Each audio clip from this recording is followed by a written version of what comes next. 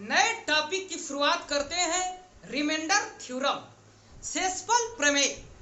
तो सबसे पहले मैं आपको रिमाइंडर थ्योरम में बेसिक कंसेप्ट को बता दे रहा हूं। तो देखिए, भाग की प्रक्रिया में 4 टर्म्स भाग लेते हैं। 4 टर्म्स।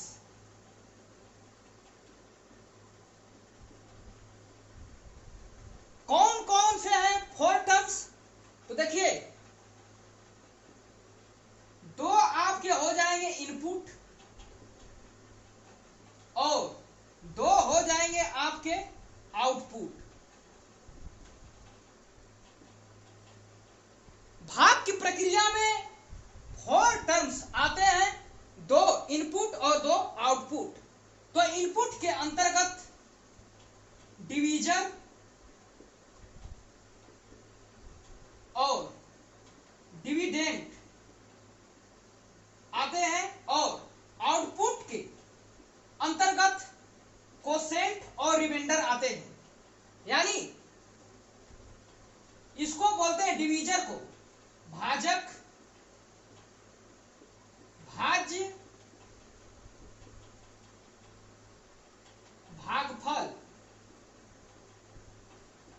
और ये शेषफल। मैंने बताया कि भाग की प्रक्रिया में 4 टर्म्स आते हैं, जिसमें से 2 इनपुट और 2 आउटपुट होते हैं। और इनपुट में क्या क्या आएगा? डिवीजर यानी भाजक, डिविडेंड यानी भाज्य, और 2 आउटपुट के अंतर्गत क्या आएगा?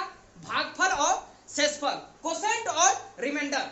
जैसे मैं कह दूं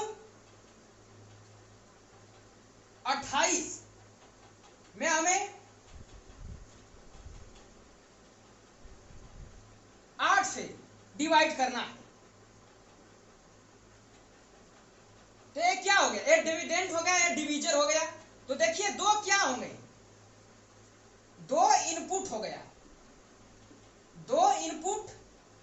अब जब इस क्वेश्चन को यानी आप भाग विधि से इसको हल करेंगे तो देखिए 8 चौके 32, तो एक्स्ट्रा बार हो गया, तो 8 त्रिके 24। देखिए 24 यहां लिख देते हैं, इसका शेष बचेगा क्या? 4। तो ये 2 क्या हो गए? आउटपुट हो गए, आउटपुट। तो मैंने यही कहा है कि भाग की प्रक्रिया में 4 टर्म्स आते हैं, डिवीजन, डिविडेंड, कोसेंट और रिमाइंडर। तो देखिए 2 क्या बने रखा है? इनपुट रखा है। और उसके बाद आप हल करेंगे तो पाएंगे, देखिए भागफल और शेषफल, ये आउटपुट निकल कर आया। और देखिए इसको लिखने का तरीका क्या है? जैसे 28 में जब 8 से भाग दे रहे थे, क्या है? एक नॉर्मल तरीका है, एक नॉर्मल तरीका है। और इसी को आप 28/8 भी लिख सकते हैं, इसे कोई फर्क नहीं, फ्रैक्शन में भी इसको लिख सकते हैं। तो देखिए 28 में 8, तो आप 3 नहीं लिखते हैं, 28/8, 28/8 के बराबर है 4 भी नहीं लिखते हैं। इसका आप मान क्या लिखते हैं? 28/8। आगे सबसे पहले मैं आपको जो भी बेसिक कंसेप्ट को आपको क्लियर कर रहा हूं। तो देखिए, अब इसको आप लिखेंगे, जब यहां पर लिखे 3 और 4, भागफल क्या आया? 3 और 4, तो ये नहीं लिखते हैं। अब देखिए 8 दूना के 16, 8 त्रिके 24, 3.5। इसको आप इस फॉर्म में लिखते हैं, यानी 28/8 को बराबर में लिखेंगे 3.5। और देखिए इसमें लिखने का यानी मैथमेटिकल तरीका क्या है? देखिए 28/8 हमें सिर्फ रिमाइंडर लिखना हो तो एक तीर बना देते हैं, नीचे आर से प्रदर्शित कर देते हैं, तो रिमाइंडर देखिए कितना बचा है? 4। मैथमेटिकल रिप्रेजेंट का सिंबल है। तो यहां पर 28/8 आर आप लिख देंगे, तो यानी ये बता रहा है कि हम या आप 28 में 8 का भाग लगाए हैं, तो शेषफल क्या आया है 4। ठीक उसी प्रकार 28/8 एरो लगाकर यहां पर कोसेंट में लिख दूं, यानी भागफल कितना आया है यहां पर 3। तो इस तरह रिमाइंडर थ्योरम में हम इसका लिखने का जो तरीका है उसका हम यूज करेंगे। अब हम लोग देख लेते हैं फैक्टर प्रॉपर्टीज ऑफ रिमाइंडर।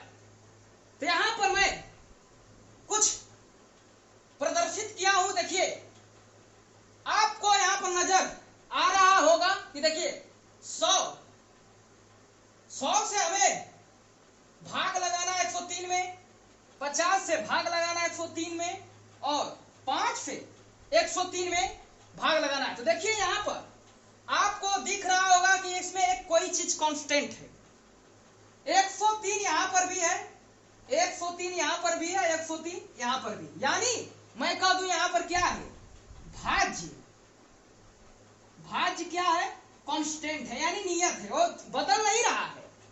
तो मैंने भाज्य को क्या कर दिया कांस्टेंट कर दिया। और देखिए भाग किससे लगाना है 100, 50 और 5 से। तो ये क्या है देखिए 100 का एक फैक्टर है, जिस संख्या से हम भाग लगा रहे हैं ये क्या है 100 का फैक्टर है। फैक्टर का मतलब ही है, ये सब मैंने बता दिया है। देखिए फैक्टर जैसे मैं कह दूं 100 का फैक्टर यहां पर देखिए 50 और 5 दिया है। फैक्टर का मतलब ही है कि उस संख्या को, जो संख्या दी गई है पूरी से उसे काट दे, यानी विभाजित कर दे। देखिए 50 गुना के 100, 20 5 100, तो 100 के फैक्टर कौन कौन हो गए 50 भी हो गए और 5 भी हो गए। यही पर मल्टीपल मैं कह दूं कि 7 का मल्टीपल क्या होगा तो पहाड़ा हो जाता है। 7 गुना के 14, 7 त्रिक 21 से क्या है ये मल्टीपल होता है। फैक्टर क्या होता है उस संख्या को पूरी तरह से काट देता है, उसे क्या कहते हैं फैक्टर। तो देखिए भाज्य क्या इसमें है, यानी डिविडेंड क्या है कांस्टेंट है, और जो भी यहां पर भाजक है, भाजक यानी डिवीजन, वो क्या है फैक्टर में है। तो यहां से एक निष्कर्ष निकलता है, जब भाज्य कांस्टेंट हो और भाजक फैक्टर में हो तो एक निष्कर्ष निकलता है। देखिए निष्कर्ष मैं निकाल देता हूं। देखिए इसमें हम डिवाइड करेंगे तो एक बार जाएगा 100, तो 3 यहां पर आ जाएगा रिमाइंडर, यहां पर 2 तो 100, 3, 20 5 100 घटा देंगे तो 3। यही निष्कर्ष निकलता है जब हमारा भाज्य कांस्टेंट हो और भाजक फैक्टर में हो। देखिए 100 का फैक्टर क्या है 50 है, 5 भी है, तो देखिए रिमाइंडर क्या आ रहा है सेम आ रहा है, यानी शेषफल क्या होगा हमारा कांस्टेंट, यानी बराबर आएगा, बराबर आएगा। तो एक प्रॉपर्टीज है, सबसे पहले हम लोग factor of properties of remainder को देखेंगे और इसका हम सवालों में यूज करेंगे कि इसका यूज क्या है। तो देखिए यहां से नियम भी मान लीजिए, नियम भी हो गया कि जब भाज्य हमारा कांस्टेंट रहे और भाजक हमारा फैक्टर हो तो शेषफल हमारा क्या आएगा कांस्टेंट आएगा। ठीक उसी प्रकार देखिए 209 209 209 यहां पर क्या है, यहां पर भाज्य क्या है हमारा, भाज्य जो बीच में रहता है उसे बोलते हैं भाज्य, ये हमारा कांस्टेंट है। अब डिवाइड करते हैं तो देखिए रिमाइंडर सेम आना चाहिए, तो 2 बार में जाएगा 200 यानी 9, रिमाइंडर 50 4 बार में इसको ले जाते हैं 0 9। अब देखिए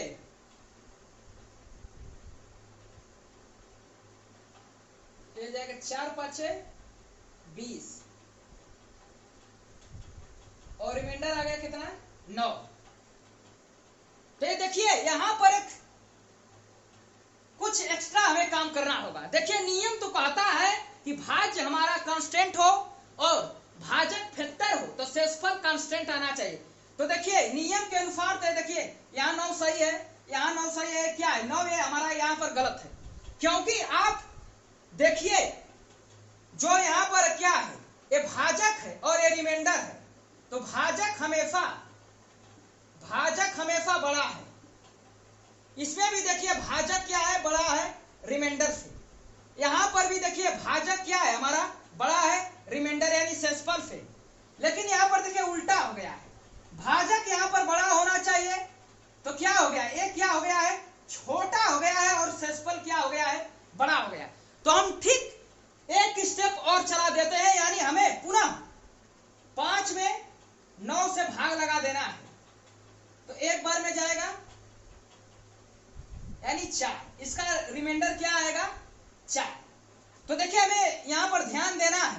जब भाजक हमारा छोटा हो जाए और रिमाइंडर बड़ा आ जाए तो एक स्टेप और चलते इसी तरह चलते जाएंगे, और जब छोटा यानी भाजक अपने आप बड़ा हो जाएगा तो वही हमारा क्या हो जाएगा, शेष बचेगा। और इस चैप्टर में हमें भाजक से मतलब, जो भी भाजक है उससे हमें मतलब नहीं, इससे मतलब नहीं है। इस चैप्टर में हमें रिमाइंडर से भी मतलब कि हल करने पर पूछा जाता है कि इसका शेषपद क्या आएगा। तो अब हम लोग सवालों पर चलते हैं कि इसका यूज हम लोग कैसे कर रहे हैं। पहला क्वेश्चन लिखा गया है, किसी संख्या में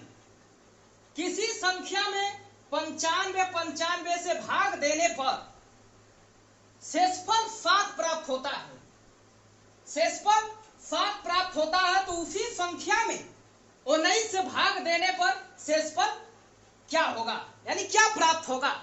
तो क्वेश्चन क्या कर रहा है, किसी संख्या में 95 से भाग देने पर शेषफल 7 प्राप्त होता है तो उसी संख्या में 19 से भाग देने पर शेषफल क्या होगा। तो देखिए हम पिछले प्रॉपर्टीज का कैसे हम यूज कर रहे हैं। कर रहा है किसी संख्या पता नहीं है हमें, तो मान लेते हैं संख्या क्या हो गई, x। संख्या मैंने मान लिया x रही होगी, और संख्या में यानी 95 से भाग देने पर, यानी ये क्या कर दिया मैंने, भाग दे दिया, तो भाग देने पर शेषफल 7 प्राप्त होता है। यानी मैंने देखिए अब यूज हो रहा है इस सिंबल का, यानी रिमाइंडर यहां आप लिख देंगे और शेषफल क्या बच रहा है, 7। तो यहां तक हमारा जो भी सेंटेंस है इतने में पूरा हो गया। तो किसी संख्या में 95 से भाग देने पर शेषफल 7 प्राप्त होता है, तो एक कंडीशन यहां पर मैंने बना दिया। तो उसी संख्या में, यानी कह रहा है उसी संख्या में, यानी संख्या क्या मैंने माना है, x। तो x में ही, यानी x 19 से भाग देने पर, यानी 19 से हम जब भाग लगाएंगे तो शेषफल क्या होगा। तो देखिए रिमाइंडर हमें यहां पता करना है, तो हमें सिर्फ एक पता कर लेना है कि जो भी हमें डिवीजर है हमारा उसका फैक्टर है कि नहीं। हम देखिए चेक, जैसे मैं बताया हूं कि 100 का फैक्टर क्या था, 20 और 5 25।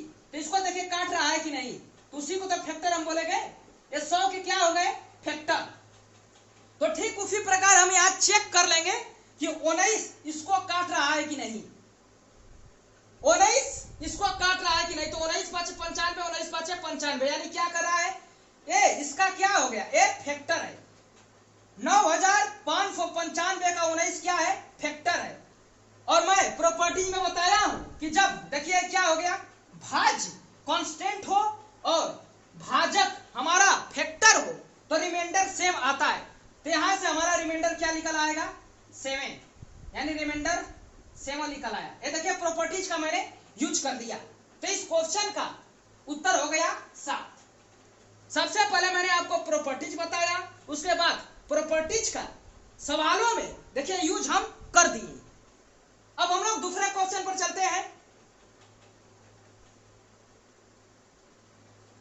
देखिए यहां पर लिखा गया है, किसी संख्या में 13 से भाग देने पर, ये मैंने लिखा नहीं है, किसी संख्या में 13 से भाग देने पर शेष 4 प्राप्त होता है। तो मान लेते हैं संख्या क्या है हमारी, x है और 13 से भाग देना है तो शेष बच रहा है, इसको रिमाइंडर हम लिखेंगे 4 प्राप्त होता है। और उसी संख्या में यानी x में ही 52 से जब हम डिवाइड करेंगे तो हमें रिमाइंडर पूछ रहा है कि यहां पर रिमाइंडर क्या आ गया। तो हम चेक करेंगे कि 52 इसको काट रहा है कि नहीं। सबसे पहले 13 का जो फैक्टर है कि नहीं, तो देखिए यहां पर 52 जो है 13 को नहीं काट रहा है। देखिए 13 चौके 52, 13 चौके 52 क्या है, एक क्या है, मल्टीपल लिखा गया है, न कि फैक्टर। तो हमें फैक्टर से मतलब है, मल्टीपल से नहीं। लोग यहाँ पर कंफ्यूज कर जाते हैं कि देखिए 13 चौके 52 कट रहा है, एक गलत हो जाएगा यहाँ पर सवाल। तो हमें नीचे से चेक करना है 52 13 को काट रहा है कि नहीं, तो नहीं काट रहा है यानी फैक्टर नहीं है। तो इसका आंसर क्या आ जाएगा, CND, यानी हम ज्ञात नहीं कर सकते। आप 13 चौके 52 जब करेंगे तो मान लीजिए कि आपका काम खत्म हो गया। तो हमें नीचे से पता करना कि जो संख्या दी गई है इसको पूरी तरह से काट रही कि नहीं। यहाँ पर दूसरे क्वेश्चन का चौथा ऑप्शन यानी कैन नॉट डिटरमाइन यानी ज्ञात नहीं कर सकते, इसका उत्तर आएगा। क्वेश्चन पर चलते हैं तो यहाँ पर देखिए दिया गया है किसी संख्या में 136 से भाग देने पर शेषफल 36 प्राप्त होता है, तो उसी संख्या को यदि 17 से भाग देने पर शेषफल क्या होगा। तो यहाँ पर देखिए किसी संख्या में यानी मैंने संख्या को x मान लेते हैं और 136 से भाग देने पर रिमाइंडर कितना बच रहा है 36। फिर उसी संख्या में यानी हमें क्या करना है, संख्या x माना है तो x लिखेंगे, उसी संख्या को यानी 17 से विभाजित करना है तो रिमाइंडर क्या आ गया। तो सबसे पहले हम इससे चेक कर लेते हैं कि 136 17 से कट रहा है कि नहीं। तो देखिए 17 8 है 136 यानी ये फैक्टर है तो रिमाइंडर क्या आना चाहिए 36, लेकिन ऑप्शन में देखिए 36 रहेगा जो कि क्या है गलत है। मैं कंसेप्ट में बताया हूं कि देखिए ये हम क्या ये हो गया, ये हमारा क्या है भाजक है और हमारा ये क्या है शेषफल है, शेषफल है। तो यहां पर हम देख रहे हैं भाजक हमारा क्या हो गया है छोटा हो गया है और शेषफल क्या हो गया है बड़ा हो गया है। तो हमें हमेशा भाजक को बड़ा रहने देना है। तो पुनः हम स्टेप देखिए वहां पर चले थे तो वही स्टेप हम यहाँ पर और चल देते हैं एक स्टेप। तो देखिए पुनः हम 17 में नहीं यानी 17 से हम 36 में भाग लगा देंगे यानी 17 गुना के 34 यानी 2 यानी हमारा रिमाइंडर क्या आएगा 2। इस क्वेश्चन का आंसर कितना आएगा 2। 17 क्या है भाजक है जो कि छोटा है, शेषफल यहाँ पर बड़ा हो जा रहा है तो हमें एक स्टेप और चल देना है। तो यहां से हमारा रिमाइंडर निकल आ गया। आज हम लोगों ने रिमाइंडर थ्योरम में कुछ बेसिक कंसेप्ट और कुछ सवालों को जाना। तो आज के लिए इतना ही रहने देते हैं। जय हिंद।